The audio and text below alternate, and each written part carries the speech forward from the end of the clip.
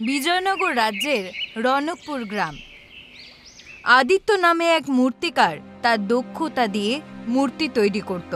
তার শিল্পে কিছু বিশেষত্ব ছিল, কিন্তু তাকে স্বীকৃতি দেওয়া হতো না।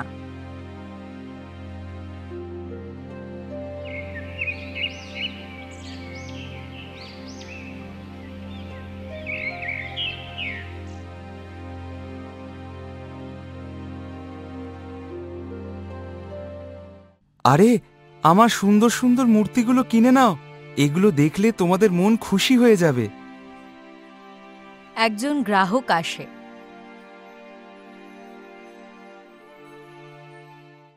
ওই, বক বক বন্ধ করো। তুমি কখনো তোমার হাতে তৈরি মূর্তিগুলো দেখেছো? তোমার মূর্তি দেখলে তো রাগ উঠে আসে।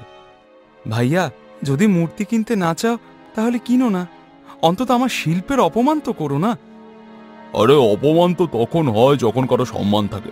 প্রথমে তো তুমি ঠিক করে শিল্পী হয়ে ওঠো। তোমার মূর্তি দেখে বাজারে গ্রাহক আসা বন্ধ হয়ে গেছে, আর অন্য দোকানদারদের দোকানও থমকে গেছে।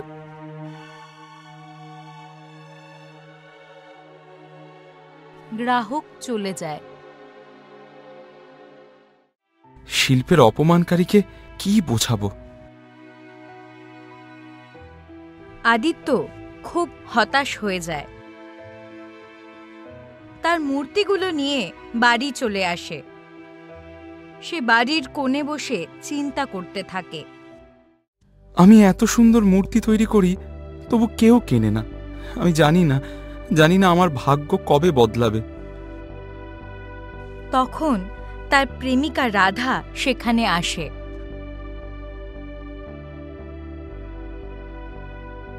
বাবা আমার বিয়ে অন্য কারোর সঙ্গে ঠিক করেছেন। রাধা, তোমার বাবা জানেন যে আমি তোমাকে ভালোবাসি। তুমিও তো আমাকে ভালোবাসো, বলো? তাহলে তিনি তোমার বিয়ে অন্য কারোর সঙ্গে কি করে ঠিক করতে পারেন? আমি তোমাকে কতবার বলেছি যে এই মূর্তির ব্যবসা ছেড়ে দাও, অন্য কোনো কাজে মন লাগাও।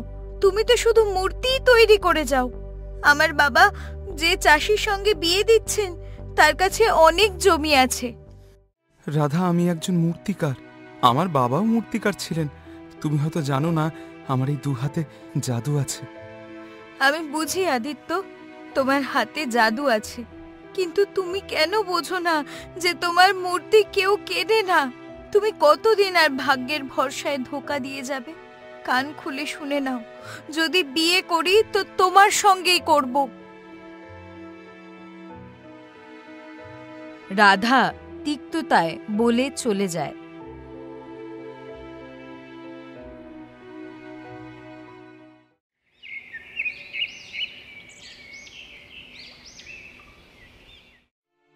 পরের সকালে আদিত্য ঠিক করে যে সে রাধার বাবা মুখিয়ার কাছে যাবে। সে গভীর চিন্তায় ছিল, কিন্তু তার মনে একটা আশা ছিল। পরের সকালে আদিত্য মুখিয়ার বাড়িতে পৌঁছে যায়। তোমার সাহস কি করে হলো আমার বাড়িতে আসা? মুখিয়াজি, আমি আপনার মেয়ে রাধাকে ভালোবাসি। হ্যাঁ, সেটা আমি জানি, কিন্তু তুমি কি জানো যে ভালোবাসায় পেট ভরে না? তোমার কাছে কি আছে? তুমি তো সারাদিন বাজারে তোমার মূর্তি বিক্রি করে ঘুরে বেড়াও, কিন্তু তোমার মূর্তি দেখতে কেউ পছন্দ করে না। মুখিয়াজি, আমার বিশ্বাস আছে আমার মূর্তিগুলো একদিন ঠিক বিক্রি হবে। আমার ভাগ্য বদলাবে। শুধু শিল্পের সঠিক সম্মান পাওয়ার দেরি আছে। ঠিক আছে আদিত্য, আমি তোমাকে একটা সুযোগ দিচ্ছি। 1 মাস তোমায় সময় দিলাম। এই 1 মাসে তুমি যদি 1000 স্বর্ণ মুদ্রা উপার্জন করতে পারো, তাহলে আমি তোমার এবং রাধার বিয়ের অনুমতি দেব। হঠাৎ রাধা আসে এবং রাগ করে জিজ্ঞেস করে, বাবা আপনি কি বলছেন? আদিত্য 1 মাসে 1000 স্বর্ণ মুদ্রা কি করে উপার্জন করবে? রাধা, আমি তোমার ভালোবাসার জন্য তাকে একটা সুযোগ দিচ্ছি। যদি সেই চ্যালেঞ্জে সফল হয়, তাহলে আমি তার শিল্প এবং তার পারিশ্রমিক দুটোকেই মেনে নেব। মুখিয়াজি, 1 মাসের মধ্যে আমি 1000 স্বর্ণ মুদ্রা উপার্জন করে দেখাবো। সে দেখা যাবে আদিত্য। যদি তুমি এই চ্যালেঞ্জে ব্যর্থ হও তাহলে তোমাকে কিন্তু আমার সিদ্ধান্ত মেনে নিতে হবে। আদিত্য চুপচাপ সেখান থেকে চলে যায়।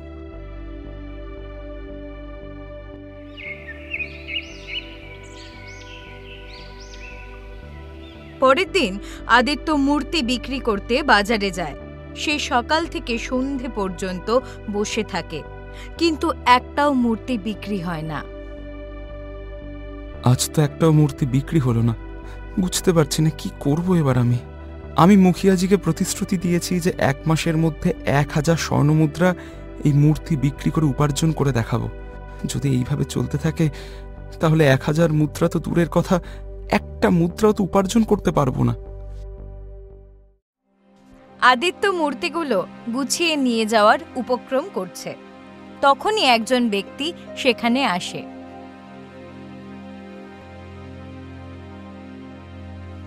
ভাইয়া, আমাকে একটা মূর্তি দেবে? আর মূর্তি এমন দাও যা বাচ্চাদের পছন্দ হবে। কথা হলো যে কাল আমার ভাইজির জন্মদিন, তাই আমি তাকে একটা মূর্তি উপহার দিতে চাই। আদিত্য এই কথাটা শুনে খুশি হয়ে যায় এবং একটা সুন্দর মূর্তি সেই ব্যক্তিটিকে দেয়।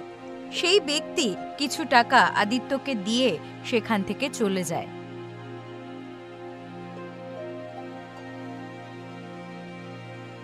যাক, ভূতের ভয়ে লাঙল ভালো, কিছু তো একটা বিক্রি হলো। এতটা বলে আদিত্য বাড়ি যাওয়ার উপক্রম করতে থাকে। তখনই আরেকজন পুরুষ সেখানে আসে। তার হাতে একটা খাঁচা ছিল, যাতে একটা টিয়া পাখি বন্দী ছিল। ভাইয়া, এই টিয়াটাকেই তুমি আমার কাছ থেকে কিনবে? সেই পুরুষের কথা শুনে আদিত্য হাসতে থাকে।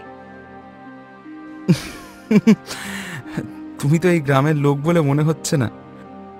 আপনি একদম ঠিক চিনেছেন, আমি অন্য গ্রামের লোক। যদি তুমি এই গ্রামের লোক হতে তাহলে আমার কাছ থেকে কেনার কথা কখনোই বলতে না, কারণ এই গ্রামের সবাই আমার অবস্থা খুব ভালো করে জানে। সেই ব্যক্তি খুব উদাস হয়ে পড়েছিল।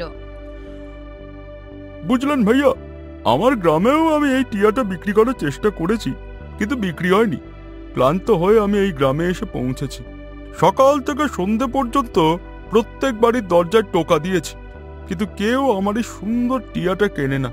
তাহলে আপনি এই সুন্দর টিয়াটা কিনে নিন, আর আপনার কাছে যা কিছু আছে তা আমাকে দিন, কারণ আমার টাকার খুব দরকার। এটা শুনে আদিত্য চমকে ওঠে। কিন্তু তুমি তোমার টিয়াটা বিক্রি করতে চাও কেন? ভাইয়া, এটা আমার টিয়া নয়। কিছু সময় আগে আমি এক সাধু বাবার কাছে গিয়েছিলাম, আর তাকে বলেছিলাম যে এমন কিছু চমৎকার করো যাতে আমি ধনী হয়ে যাই।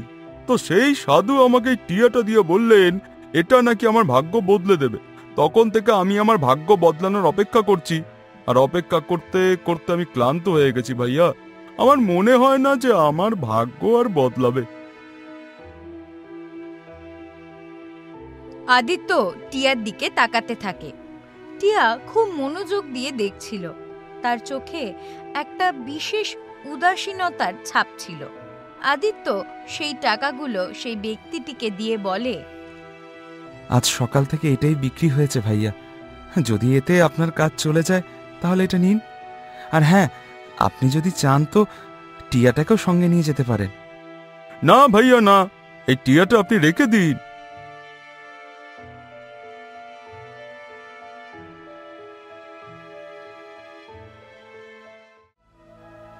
এতটা বলে সেই ব্যক্তি চলে যায়। আর আদিত্য সেই খাঁচায় বন্দি টিয়াটা নিয়ে তার বাড়ি চলে আসে।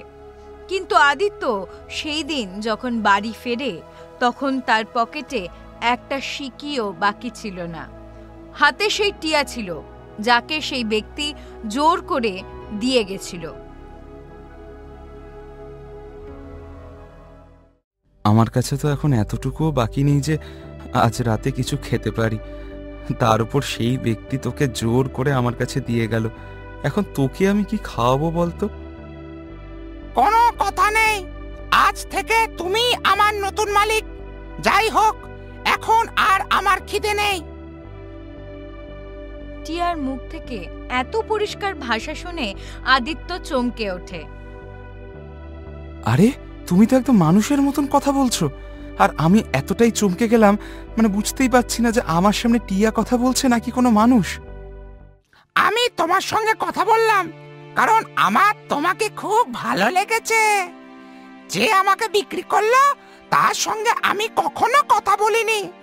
সে খুব তাড়াহুড়ো করতো জানো, আর খুব নিরাশ মানুষ ছিল। সে পরিশ্রম করতো না, শুধু রাতারাতি ধনী হবার স্বপ্ন দেখতো। টিয়ার কথা শুনে আদিত্য উদাস হয়ে যায়। আমি তো রাতারাতি ধনী হওয়ার স্বপ্ন দেখি না, কিন্তু আমার অবস্থা এখন আমাকে স্বপ্ন দেখতে বাধ্য করছে। এতটা বলে না জানি কেন আদিত্য তার জীবনের সব ঘটনা সেই টিয়াটিকে বলে দেয়। তুমি একজন ভালো শিল্পী, আর তুমি যে মুখিয়ার সামনে 1 মাসে 1000 স্বর্ণমুদ্রা উপার্জনের প্রতিশ্রুতি দিয়েছ, সেটা খুব সাহসের কথা। তুমি নিশ্চয়ই সফল হবে। কিন্তু আমার তো সফলতার দূর দূরান্তেও কোনো আশা দেখা যাচ্ছে না। তুমি চিন্তা করো না, আমি তোমাকে সাহায্য করব। আমি তোমাকে মূর্তির কিছু গুণ আর সূক্ষ্মতা শেখাবো, যাতে তোমার শিল্প আরো উন্নত হয়। লোকেরা তোমার কাছ থেকে মূর্তি কিনবে তাহলে। কি আশ্চর্য, তুমি মূর্তি তৈরি সূক্ষ্মতাও জানো? হ্যাঁ, একদম। আচ্ছা একটা কথা বলো তো, সাধু তোকে সেই ব্যক্তিকে কেন দিয়েছিল? সে সাধুর কথা সাধুই জানে, আমি কিচ্ছু জানি না।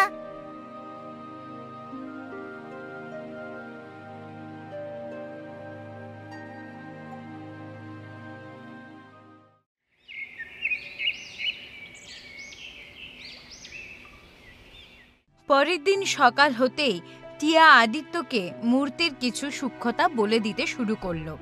আদিত্য মনোযোগ দিয়ে শোনে, আর কিছুক্ষণের মধ্যে একটা সুন্দর মূর্তি তৈরি করে ফেলে।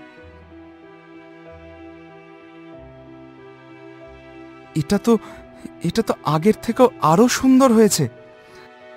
কি, আমি তোমাকে বলেছিলাম না আমি তোমাকে কিছু শিখিয়ে দেব। চলো চলো চলো, এখন বাজারে যাই। আদিত্য আর টিয়া মিলে সেই মূর্তি নিয়ে বাজারে যায়।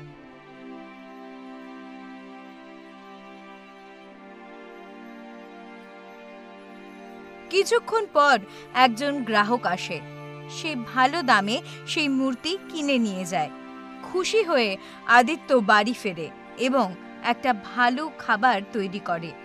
কিছু খাবার টিয়ার সামনে রেখে বলে, এই নাও, এটা খাও, কিছু তুমি খাও আর কিছু আমি খাই। আজকের উপার্জন তো তোমার জন্যই হয়েছে। না, আমি তোমাকে শুধু কিছু সূক্ষ্মতা বলেছি, এগিয়ে দেখো কি হয়। এখন তোমার বিশ্বাস হচ্ছে যে আমার ভাগ্য নিশ্চয়ই বদলাবে। সেই দিনের পর থেকে টিয়া প্রত্যেক দিন আদিত্যকে মূর্তি তৈরি করার নতুন নতুন সূক্ষ্মতা শেখাতে থাকে। আদিত্যর শিল্পোন্নত হতে থাকে এবং কয়েকদিনের মধ্যে আরো ভালো হয়ে যায়।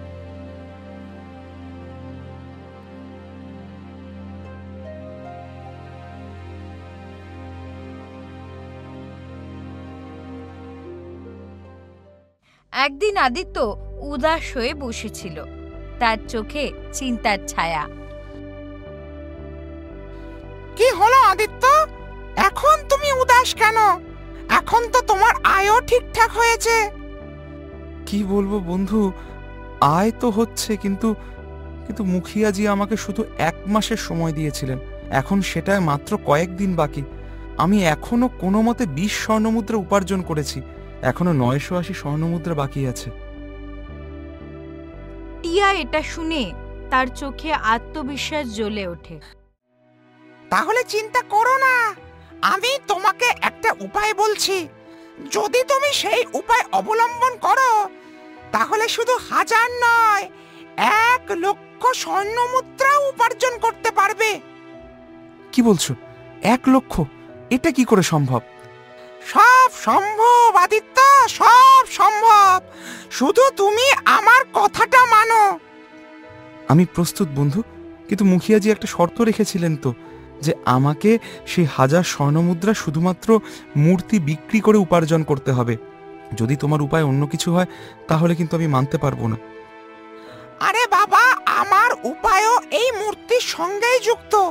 আমি যে বিশেষ মূর্তির কথা বলছি, যদি তুমি তাকে ঠিক সেভাবেই তৈরি করো আর যেখানে আমি বলি সেখানে নিয়ে যাও, তাহলে আমার বিশ্বাস সেই মূর্তি খুব বেশি মূল্যে বিক্রি হবে। আদিত্য সম্মতি দেয়। তারপর টিয়া বলতে থাকে কী ধরনের মূর্তি তৈরি করতে হবে।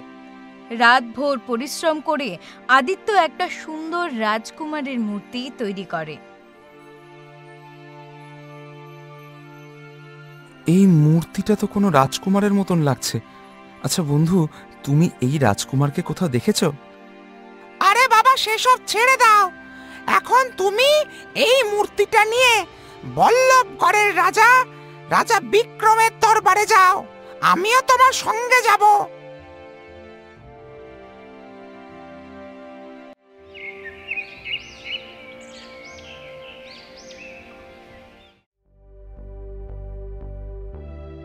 আদিত্য প্রস্তুত হয়ে মূর্তি নিয়ে টিয়ার সঙ্গে বল্লভগড়ের দিকে রওনা হয়।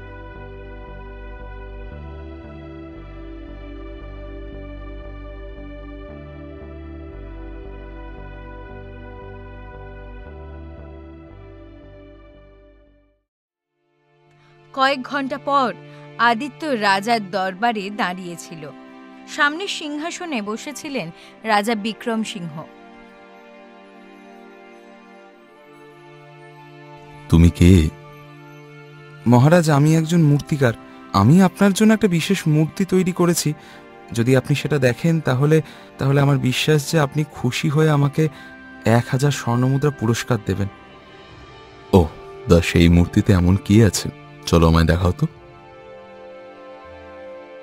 আদিত্য ধীরে ধীরে মূর্তিটা সামনে রাখে। রাজা বিক্রমের চোখ মূর্তিটা দেখে ভরে আসে, কিন্তু পরের মুহূর্তে তার মুখ রাগে ভরে যায়।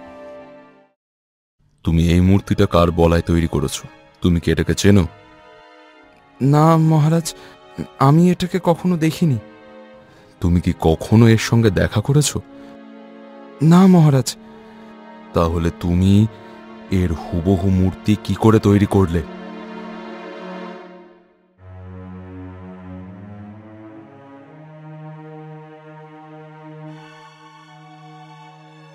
আমার নাম নিও না, শুধু এটাই বলো যে এই রাজকুমার তোমার স্বপ্নে এসেছিল আর বলেছিল রাজা বিক্রম মূর্খ। আমার মূর্তি তৈরি করো আর তাকে দেখাও, যাতে তার মূর্খতা দূর হয়। কি উল্টোপাল্টা বকছো তুমি? যদি স্বর্ণমুদ্রা চাও তাহলে যেটা বলছি সেটা বলো। তুমি তোমার কাঁধে বসাই টিয়ার সঙ্গে কি কথা বলছো? সত্যি সত্যি করে বলো, তুমি কেন এই মূর্তি তৈরি করেছো? মহারাজ, অপরাধ নেবেন না। কাল রাতে একজন রাজকুমার আমার স্বপ্নে এসেছিল। সে আমাকে বলেছিল যে রাজা বিক্রম মূর্খ, আমার মূর্তি তৈরি করো আর তাকে দেখাও, যাতে তার মূর্খতা শেষ হয়ে যায়। রাজা বিক্রমের মুখ এখন পুরো লাল হয়ে যায়। মূর্খ? তুমি কি জানো তুমি কার মূর্তি তৈরি করেছো? রাজা রাগে সৈনিকদের দিকে তাকান। সৈনিকরা, এই মূর্খকে তুরন্ত কারাগারে ফেলে দাও।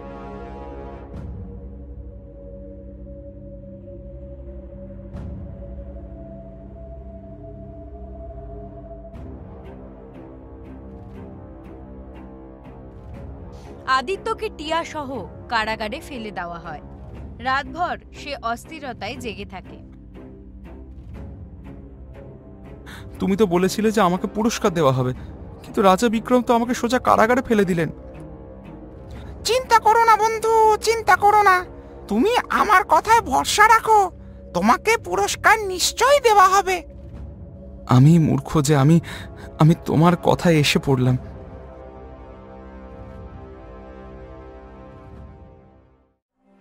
আদিত্য সারা রাত টিয়ার সঙ্গে কথা বলেনি।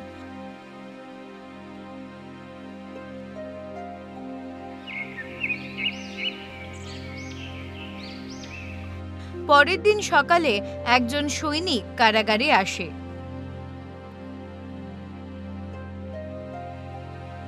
বাইরে চলো, রাজা বিক্রম তোমাকে দরবারে ডেকেছেন। দেখলে, আমি বলেছিলাম তোমায়। ব্যাস ব্যাস ব্যাস, অনেক হয়েছে, অনেক হয়েছে। এখন আমি এত তাড়াতাড়ি তোমার কথায় আর বিশ্বাস করব না। কি বকবক করছো? টিয়ার সঙ্গে এমন কথা বলছো জানো তোমার বউ। এখন চুপচাপ চলো এখান থেকে।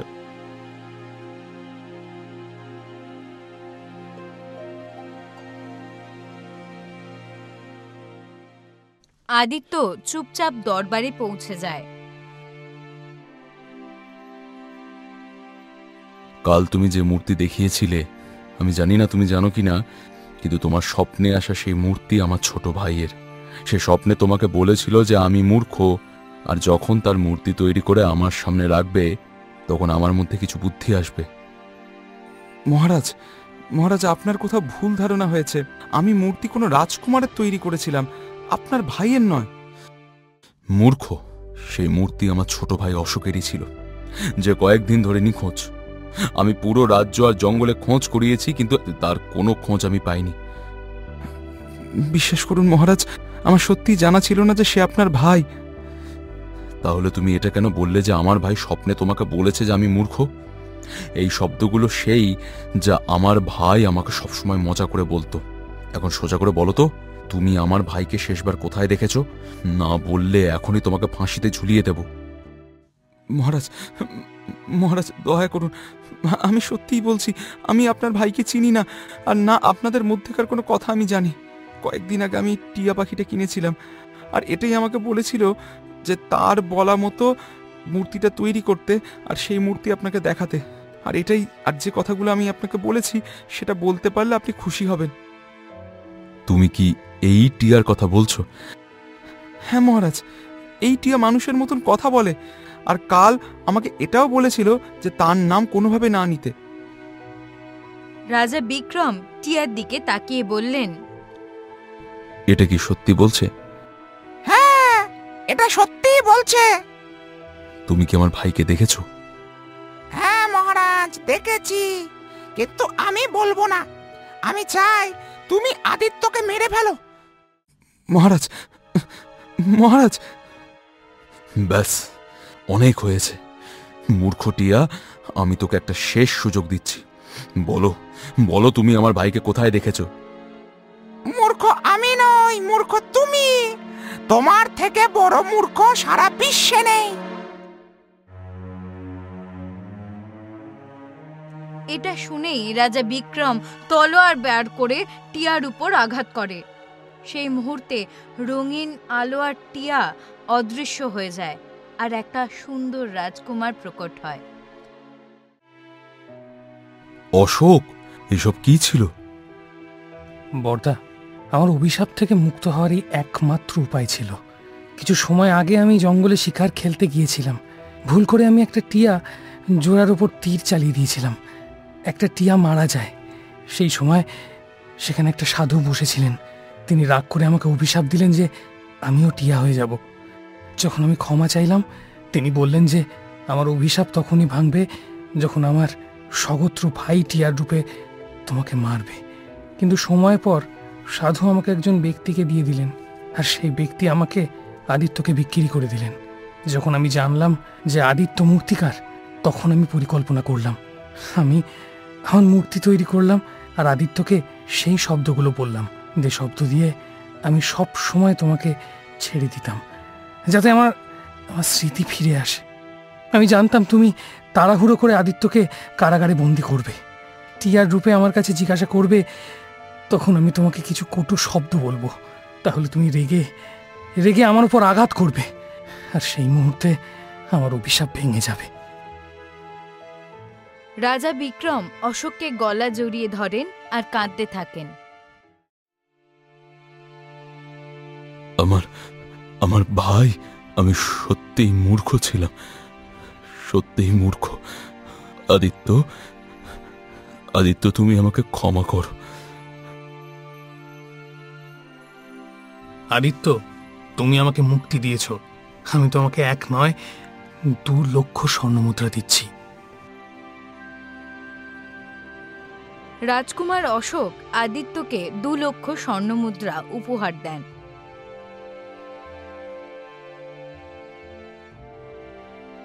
আদিত্য তুরন্ত মুখিয়ার বাড়ি যায় এবং সবকিছু খুলে বলে। মুখিয়া শুনে খুব খুশি হয় এবং তার মেয়ের বিয়ে আদিত্যর সঙ্গে দেন। আর এইভাবেই আদিত্যর জীবন বদলে যায়।